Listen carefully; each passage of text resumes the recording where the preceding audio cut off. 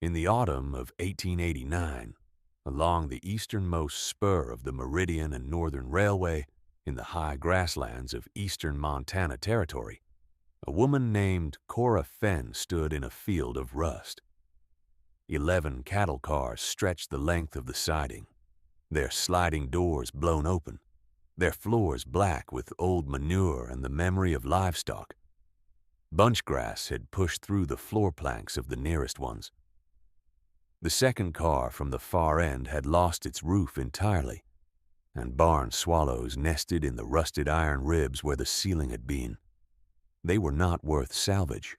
Any cattleman in Yellowstone County would tell you that, and most had. The auction at Billings 3 weeks prior had put 11 of those cars up for $42 total, and the crowd that gathered was not there to bid. They were there to watch a 27-year-old woman traveling alone bid $4.30 on the one car they had not put up for auction at all. The Billings auction had drawn perhaps 40 men and 2 women, both wives accompanying husbands who had come to look at the parcel of tack and harness that was also going on the block that day. Cora had arrived on the morning stage from Miles City with her satchel and her coat and the $9 she had allowed herself for this purpose, and she had walked the length of the siding twice before the auctioneer arrived, once in each direction, studying. She had arrived at certain conclusions by the time Dolph Crane mounted his box and began calling. She let the 11 cars go for their $42. A rancher's hired man bought most of them for the lumber and the iron hardware. The roof-missing car went for 80 cents to a second bidder who intended to use the surviving planks for barn repair. These were the only active bidders. The rest of the crowd watched with the mild attention of people who have come for entertainment and received approximately what they expected. Then Crane announced the lot closed, and Cora stepped forward and asked about the 12th. The 12th car sat at the far end of the siding. Different from the others, not in paint or frame, which matched exactly, but in its absolute stillness. Every door on every other car hung open to the weather or had been removed by salvagers over the years. This one's sliding door was sealed with a padlock the size of a fist. The iron so seized with rust, it had become one solid mass, indistinguishable from the hasp that held it. The auctioneer, a man named Dolph Crane, had not listed it because the Meridian and Northern still claimed it on paper, though the railroad had ceased operations in this territory 11 years prior and had no agent within 300 miles to speak to the claim. It was not for sale, he told her. She asked who held the lien. He did not know. She asked who had paid the property tax on the siding for the past 11 years. He said he did not know that either. She thanked him and went to find the county clerk. If you have ever watched a woman do the work that men have already decided is not worth doing, then you know how this story begins. Stay with it, because it does not end where they expected. The clerk in Custer County was a tire man named Garrett who had been in the position long enough to know what the records would show before he looked. He looked anyway, because Cora Fenn sat across from him and waited without fidgeting, without sighing, without the kind of restlessness that tells you a person is not serious. The property tax on the Meridian Spur had not been paid since 1878. The railroad's certificate of incorporation had lapsed in the territory of Montana in 1881, and the lien on the 12th car was listed in the county ledger under an entity that no longer legally existed. Garrett looked at his records. He looked at her. He wrote her a deed of purchase for $4.30, plus a county filing fee of 12 cents, and stamped it. She had the deed in her coat pocket when she walked back to the siding in the last of the afternoon light. Cora had come to eastern Montana from her father's blacksmith shop in Laramie, Wyoming, where she had spent 17 years watching him work iron, not watching in the passive way of children who drift through a parent's place of work, but watching with the attention of a student who understood that what she was seeing had a grammar to it, that every movement of the hammer and every color of the heated metal meant something that could be learned. She had learned it. By the time she was 19, she was doing the repair work. Her father's hands could no longer manage the close work, the small fastenings, the mechanisms with tolerances too fine for a man whose joints had thickened with 30 years of heavy hammer use. Her father, a Scotsman named William Fenn, who had come west in 1851 and never once regretted it, had taught her to read metal the way some people read faces. "You look at how it failed," he told her. "Metal tells you everything about what was asked of it and when and by whom." He had been dead 4 years when Cora left Laramie. She had not left by choice, precisely. Her father's shop had passed to a creditor when his debts proved larger than his estate, and the creditor, a banker named Oakes who had been polite to William Fenn when he was alive, had been polite to Cora as well in the way of men who do not consider the people they are dispossessing. She had $31, her father's tools wrapped in oilcloth in a canvas satchel, and a letter of introduction to a hardware merchant in Miles City who had known her father by correspondence. The merchant had given her work for 8 months, and she had saved carefully. And then the Billings auction notice had appeared in the Miles City paper, and she had read it 3 times before she understood why it mattered. It was not the 11 open cars that interested her. It was the notation at the bottom of the notice, which read simply that Meridian car number 12 was excluded from sale. Lien unresolved, content unknown. 2 words that stopped her. Content unknown. After 80 years of handling iron, her father used to say, "You learn that the only things worth knowing about are the things nobody has bothered to open." That had been his teaching. She carried it the way she carried his tools. The padlock was Swedish iron. She established that the first evening, crouching in the low autumn light with a hand lens her father had used for the close inspection of failed fastenings. Swedish iron held differently than the American cast iron that had become common after the war.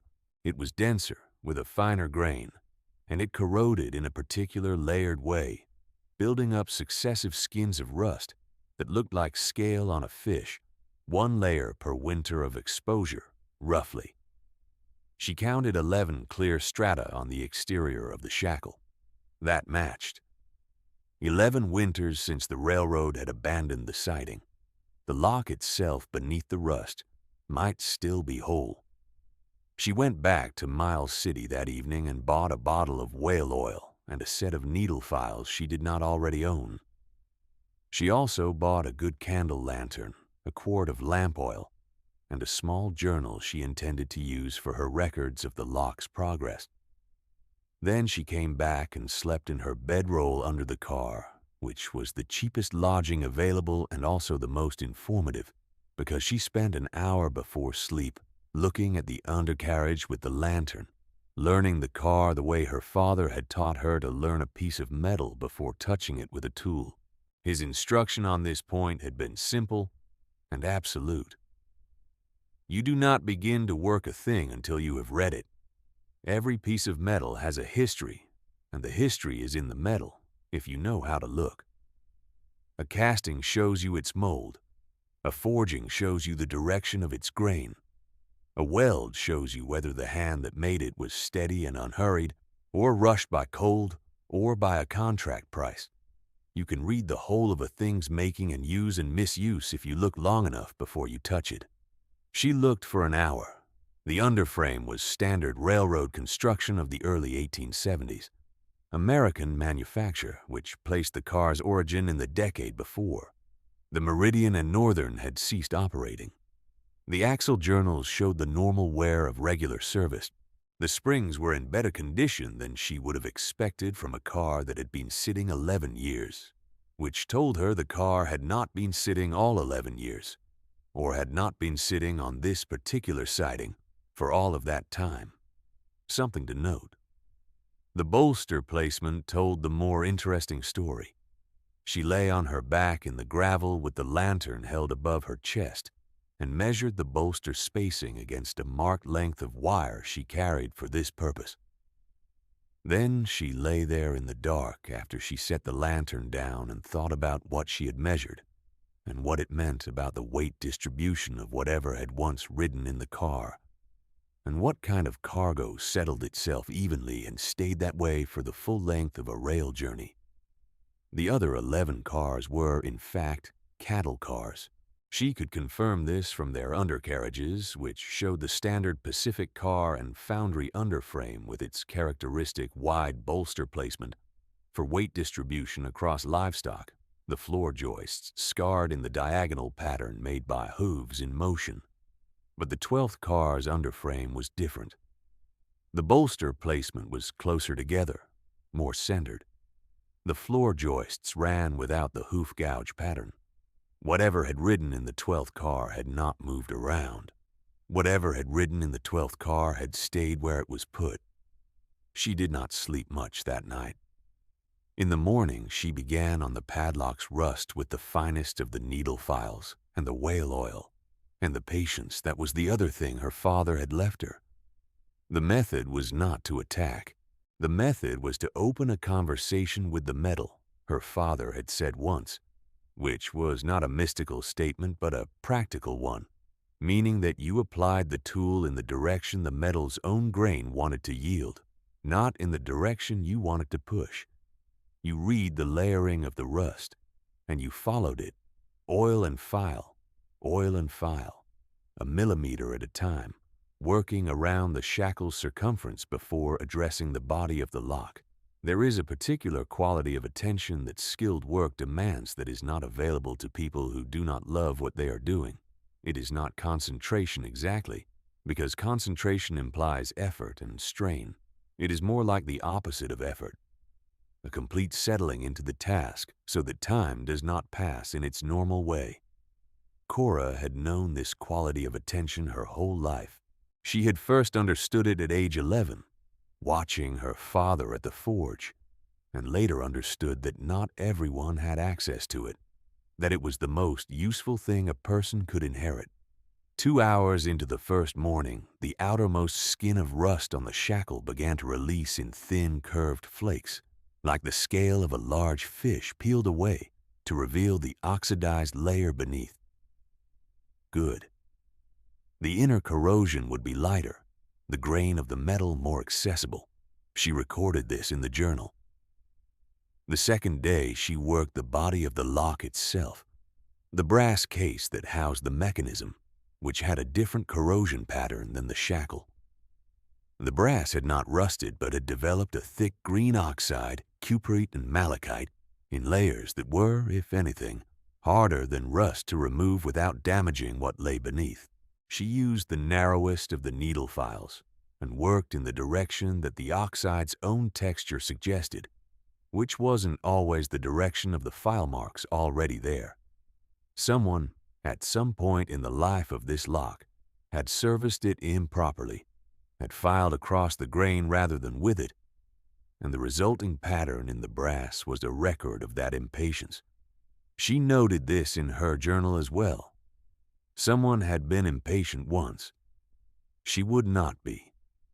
By the end of the second day, she had opened roughly half the surface of the brass case to clean metal, and she could see that the casting beneath the oxide was sound, without crack or fissure.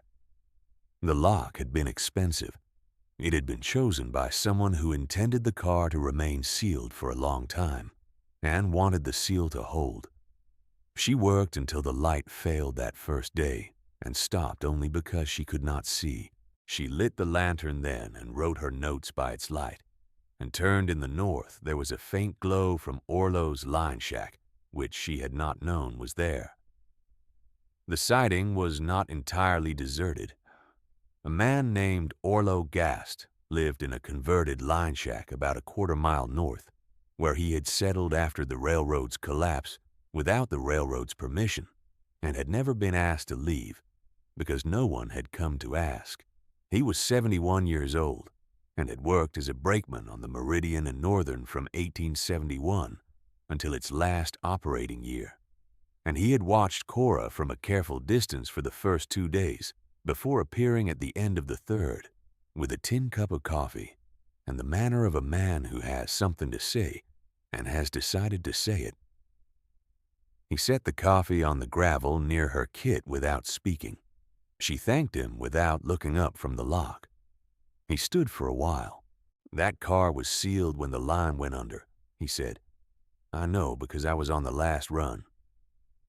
She looked up at him then. "What was in it?" she said. He shook his head. "Not cattle. I knew that much. The way it sat on the rails was different. Weight distribution." He paused. "Some of the men had theories. Headquarters in St. Paul never said a word to anyone." "Who loaded it?" she said. "That I don't know. I was brakeman, not freight handler. The car was already sealed when it came onto our line." "Through freight" was what we were told. "Headed east from somewhere farther west." He looked at the padlock. "You going to get that open?" "Yes," she said. He looked at her a moment longer with the expression of a man revising an estimate downward from skepticism toward something more neutral. "I'll bring coffee in the mornings," he said. He was as good as his word. He came each morning around 7 with a tin cup and sometimes a biscuit, set them near her kit, and stood for a while without expecting conversation. He was the kind of man who had spent a long career around moving machinery and understood that a person working at something requiring concentration was not available for small talk. On the 4th morning, he brought 2 cups and sat on a tie near her while she worked, and she found she did not mind this, that his presence was of the kind that did not interrupt. On the 4th day, the shackle of the padlock rotated a full quarter turn. Not released, not yet, but the interior mechanism still had movement in it. That was not nothing. A lock that had merely rusted throughout would not have moved at all. This one had been well made and well sealed from the inside, which was itself an interesting fact. Someone had taken care of this lock when they sealed the car. Someone had oiled it before closing it. Someone had expected, or hoped, that it might be opened again. She was working on the keyhole by the 5th day, clearing the port with the finest of the needle files, removing the packed rust and debris of 11 years grain by grain. She had no key and did not expect to find one. She was not going to pick the lock in the conventional sense, because she did not have that skill, but she had a different skill, which was the understanding of how mechanisms failed and what they needed to release. The internal tumblers of a quality Swedish padlock of this period were pinned brass, and brass corroded differently from iron, more slowly, with a greenish oxide that was softer and more tractable. If the interior had been oiled before sealing, the brass might be nearly intact. On the 6th morning, she fashioned a tension wrench from a piece of flat iron spring stock she had brought from Miles City, knowing she would need something of this kind, and she began addressing the tumblers through the keyhole with a bent needle file, feeling for the pins in the manner her father had once shown her when a seized clock mechanism needed to be bypassed rather than removed. It was not so different. "A lock is only a clock that knows one time," he had said, which was the kind of thing her father said when he was in a good mood.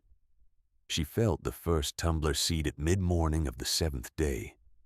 She had to stop and set the tools down for a moment, not from sentiment, but because her hands had begun to shake slightly from the fine work, and she knew better than to push through a shake. She drank some of Orlo's coffee, which he had left that morning along with a biscuit wrapped in cloth. She looked at the mountains to the west, which had a fresh line of snow on them that had not been there yesterday. She waited until her hands steadied. The 2nd tumbler seated late in the afternoon of the 7th day. The 3rd seated on the morning of the 8th. She did not reach for the shackle immediately. There was a protocol to this, as there was a protocol to every stage of work with metal. You confirmed the change of state before you acted on it. She applied light rotational pressure to the shackle, exactly as she had been doing every morning, and felt the difference at once, the way a door feels when the latch has fully cleared, a kind of willingness. She pressed the shackle's toe against the body of the lock, and it gave, and gave again, and on the third pressure it clicked free and the shackle swung open. She held the open lock in her hand for a moment. It was cold and heavy, and pocked with rust on the outside and perfectly functional inside. 8 days. The sliding door of the 12th car had its own problem, which was that the rollers in the overhead track had seized from 11 years of non-movement. She and Orlo spent most of that afternoon working at it with a bar and mallet, driving the rollers free of their accumulated rust by percussion and persuasion, a centimeter at a time, until the door had traveled enough to admit a shoulder, and then a body. And then she stepped up onto the sill and inside. The smell that came out first was not decay, which surprised her. It was dry. It was the smell of old paper, of warm, sealed, dark dryness, the way a book smells when it has not been opened for a long time. She stood in the doorway for several seconds, letting her eyes adjust. Orlo stood below in the gravel, waiting. What the light found when it finally reached far enough was rows of wooden crates, shallow about the size of a surveyor's case, stacked 4 deep from floor to ceiling and running the length of the car. Each was stenciled with a name, the paint faded but legible. The name was Harlan and Sons Land Survey, Bozeman, Montana Territory. Each crate bore a stenciled number and a date, the dates running from 1873 to 1878, the years of the great cattle land survey push that had preceded the open range boom. She opened the first crate that came to hand, survey maps, hand-drawn to scale of land sections across Yellowstone County and the surrounding territory, with field notes attached in a careful hand. She opened a second crate, more maps, different sections, the same, careful notation. She opened a third, and the fourth. And by the time she had confirmed all 4 crates of the top row, she understood, in the way that understanding sometimes arrives not as a flash, but as a weight, what she was standing inside. These were the original survey records, not copies. The originals. Orlo called up from below. "What is it?" She was quiet for a moment. "Survey records," she said. "Land survey records, all the original field maps." She heard him go quiet. Then his voice came again. "For which sections?" "All of them," she said. "All of Yellowstone County. Maybe more." There was a long pause from below. "Miss Fenn," he said, and his voice was different now, slower. "The land dispute, the one that's been in court in Miles City for 4 years." Another pause. "There were families that said their sections had been resurveyed and the records changed, that the originals had gone missing." She knew about the dispute. Everyone in Miles City knew about it. A land company called Pallister Western Holdings had acquired title to 112 sections of eastern Montana grassland in 1879 and 1880 by presenting survey maps that showed the original homestead parcels as unsurveyable due to terrain errors. The families who had settled those sections, 12 families in total, mostly German and Norwegian immigrants who had come west through the Homestead Act, had claimed for years that their land had been properly surveyed, that the terrain errors on the Pallister maps were fabricated. They had no originals to prove it. The originals had been lost when the Harlan and Sons office closed in 1878, the same year the railroad line had received a car of through freight from somewhere farther west and been told to hold it. She stood in the car for another minute, her hand resting on the top of an open crate.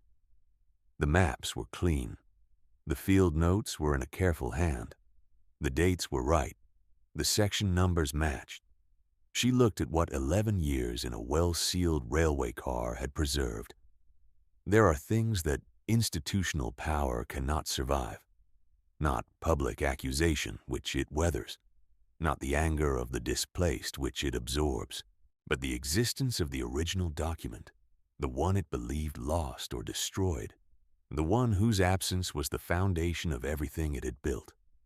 That it cannot answer.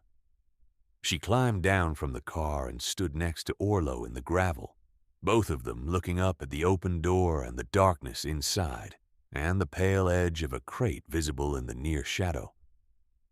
"I need a lawyer," she said. "In Miles City," Orlo said. "Fellow named Hurd. He's been representing the Gottschalk family on the east section for 2 years. He'll want to see this. Can you get word to him tomorrow?" "I can go myself," he said. "I know which families are left. I know where most of them settled after Pallister pushed them off." He paused. "It'll take a few days. The Engstroms are up near the Yellowstone. The Reinhardts moved to Forsyth." He looked at her. "Will you stay with it?" "Yes," she said. The nights were getting colder. She slept under the car in her bedroll and didn't mind the cold particularly, because the work was not finished, and that was the only thing that mattered. She catalogued the crates by lantern light over the next 5 evenings, a more methodical process than it might sound, because she could not afford to be wrong and did not intend to be. Each crate had to be opened and its contents examined, each survey map unrolled enough to confirm the section number and the date, each set of field notes reviewed for the surveyor's identifying hand and signature. She recorded everything in the journal: section number, date, surveyor's name, condition of the document, condition of the crate. By the 4th evening, her hand ached from writing, and she was carrying a recurring smell of old paper on her coat and in her hair. She had obtained the Pallister transfer documents from Garrett, the county clerk, who had been happy to provide copies in exchange for understanding what they might be about to prove.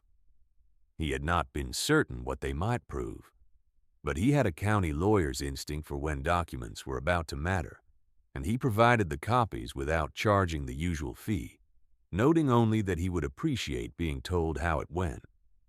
She cross-referenced her catalog against the Pallister documents on the 5th evening with her lists spread on a plank she had set across 2 crates as a table, the lantern at one end, a second candle at the other for additional light. There were 64 crates in total. The original surveys covered 119 sections of Yellowstone County. Pallister's disputed acquisitions covered 112 of those sections. The section numbers matched in every disputed case. The original surveys showed the terrain as flat, tillable, and correctly bounded. The Pallister maps, drawn later and presented as the authoritative record, showed the same terrain as unsurveyable. Someone had placed 64 crates of original survey records into a sealed railway car in 1878, addressed to no destination, and someone else had made sure those records stayed lost. She sat with that for a while, her lists in her lap, the lantern burning low. The car smelled of dry paper and old pine crating, and her own breath in the cold. She had not known, when she read the auction notice in Miles City, what she would find. She had only known that content unknown meant something other than nothing. Her father had taught her that. The things that are locked and held and not spoken of are the things that matter to someone, and whether they matter for good or ill, they are worth understanding. The lawyer Hurd arrived on the 5th day after Orlo left, driving a wagon with a young assistant on the bench beside him. He was a spare, careful man in his 50s who had been fighting the Pallister case with the frustration of someone who knows the truth but cannot demonstrate it, and who had been through enough legal disappointment in 4 years to greet any new development with measured suspicion before permitting himself to believe it. He climbed into the car and stood among the crates for a long time without speaking. His assistant handed up the lantern and he worked his way slowly down the rows, picking up a map here, unrolling a set of field notes there, reading the dates. When he climbed down, his expression was that of a man who has just had a very long headache end. "We will need affidavits from the original surveyors or their estates to authenticate the field notes," he said. "One of the Harlan sons is still alive," she said, "in Bozeman. I wrote to him 3 days ago." Hurd looked at her. "You wrote to him?" "He wrote back yesterday. He remembered the original surveys. He remembered when the records were packed for transport. And he remembered who authorized the transport and why." She handed Hurd the letter. He read it twice. His assistant, who had climbed into the car and begun examining the stenciling on the crates, called down a question about the dates. "The dates match," Cora called back. "Every section that Pallister claimed as unsurveyable is in there. Some of them are dated as early as 1873. Hurd was still reading the letter. "The transport was authorized by Pallister Western Holdings," he said, mostly to himself. "They hired the survey office to produce the originals for verification purposes and then held them. And never returned them," she said. He folded the letter and held it in both hands for a moment in the way of a man calculating. Not the mathematics of money, but the mathematics of what is possible. Then he handed it back to her. "I'll need to take certified copies of the maps to Helena," he said. "All of them. We'll need a federal land office review." He paused. "This will not be fast." "I know," she said. "It may not restore everything. Some of these families have been off their sections for 8 years. There are third parties involved now on some parcels." "I know that too," she said. "But the record will say what happened. Whatever can be undone will be undone, and whatever cannot will at least be named." Hurd looked at her for a moment. "How much do I owe you?" he said. "Nothing," she said. "I paid $4.30 for what was in that car. The county deed is registered in my name. I'll sign whatever you need me to sign." The Pallister case resolved over the following months with a speed that surprised everyone who had not been inside the railway car and surprised no one who had. Hurd filed with the Federal Land Office in Helena in November with certified copies of 61 of the 64 survey maps, the 3 that could not be authenticated having been damaged by a minor roof leak in the cars last year. The Harlan son, whose name was Peter and who was 63, and had been angry about this matter for 11 years, provided a sworn deposition. The Pallister Company, faced with the original documents it had believed secured, withdrew its objections to the land restorations without public statement. The principals of the company were never criminally charged because the law in 1889 had limited reach for this class of fraud. But they became irrelevant, which was the specific kind of justice available to this situation. The 12 families' cases did not all resolve the same way.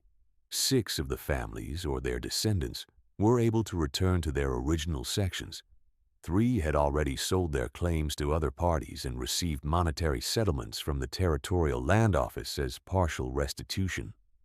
2 families could not be located, and their sections were held in trust by the county. The 12th family, the Gottschalks, had a different situation entirely because old Edmund Gottschalk had died in 1885, insisting that his section would be restored, and his daughter Marta, who was 34 and had been farming a reduced parcel in Forsyth, came to the Meridian Spur in January to see the car for herself. She stood in the gravel where Orlo had stood, looking up at the open door, and Cora helped her up onto the sill and inside.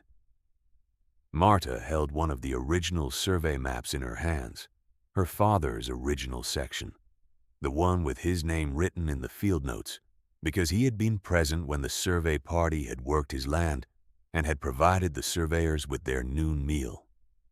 His name was there in the careful hand of the Harlan surveyor, a notation in the margin, E. Gottschalk. Dinner July 14, 1875. as if the surveyor had wanted the record to acknowledge that someone had been generous on a hot day, and that it was worth noting. Marta stood in the car for some time. When she climbed down, she looked at Cora for a moment and did not say anything. And then she said, her voice plain, "He always knew these maps existed." "I know," Cora said. "He said it every year. I know." That was all that passed between them because it was all that needed to. The 64 crates were transported under Heard's supervision to the Federal Land Office in Helena in February of 1890, where they were cataloged and held as official record. The 12th cattle car, its door standing open to the cold Montana sky, remained on the Meridian Spur. The county had no clear authority over it, and Cora held the deed, and she was not ready to decide what it should become.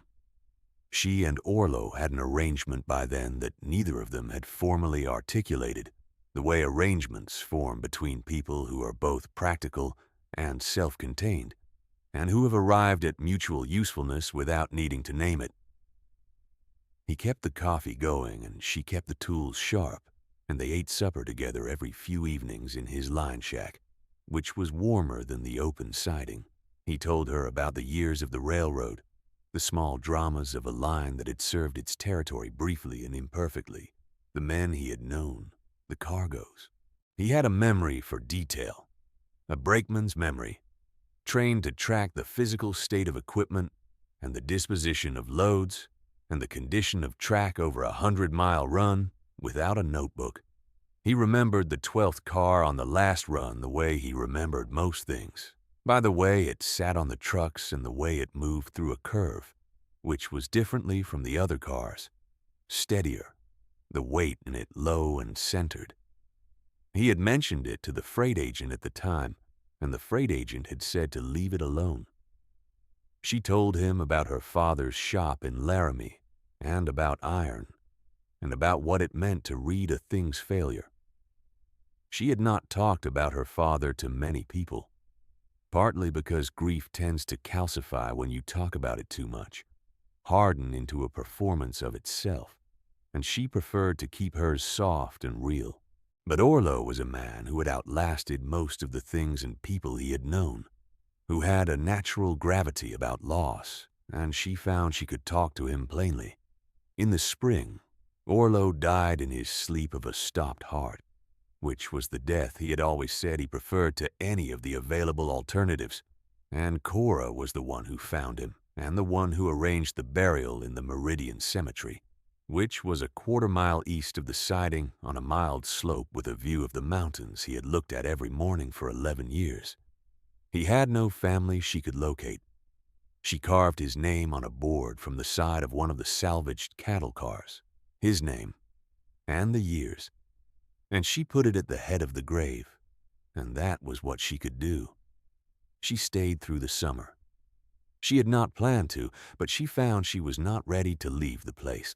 The work on the legal case was still moving, and there were letters to write, documents to confirm, and there was something else that was harder to name, a sense that the siding itself was not finished with her, or she with it, that she had come here for the 12th car but had found something else as well, and she was not yet certain what to make of it. The siding became, in a modest way, a place that certain people came to see. Heard brought the Harlan son, Peter, in June, and Peter walked the length of the siding and stood inside the 12th car for a long time. 2 of the Reinhardt sons came in July on a different errand, having heard from Marta Gottschalk what the car had held, and Cora showed them the empty crates and told them plainly what each section had contained.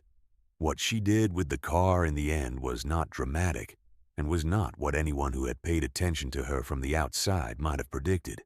She stripped the crates that had served their purpose. She repaired the sliding door, replacing the seized rollers with new stock that she ordered from Miles City, so the door opened and closed correctly and would go on doing so. She patched a section of the floor where rot had begun at the northeast corner. She was not preserving the car as a monument. She was preserving it as a thing that had been built to carry weight, and had done so and could go on doing so. She used it for tool storage that winter. It was dry and sound, and the lock was functional. Her father's tools hung on a board she mounted to the interior wall, his hammers and his punches and his files in a row, the handles worn to the shape of a hand that was no longer there. She had carried them from Laramie in oilcloth and from Miles City to the siding, and now they were still. They were the proof of a different kind, that a man had worked with care and had taught what he knew, and that the knowledge had traveled farther than he could. She stood in the doorway of the 12th car on a cold November morning, looking out at the mountains. The snow line had come down significantly since September. 11 empty cars stood to her left, their open doors framing gray sky. Behind her, in the dry darkness, her father's tools hung in their row. She pulled the door closed. The new rollers moved without resistance. She latched it from the outside by feel with the lock that she had opened. Have you ever found something sealed that everyone else had stopped looking for? Leave a word below. And if you want another story like this one, there is one waiting. This story is a work of historical fiction. The Meridian and Northern Railway. Pallister Western Holdings and all named characters are fictional, though the conditions of frontier land fraud, railroad abandonment, and homestead displacement depicted here reflect documented practices of the period.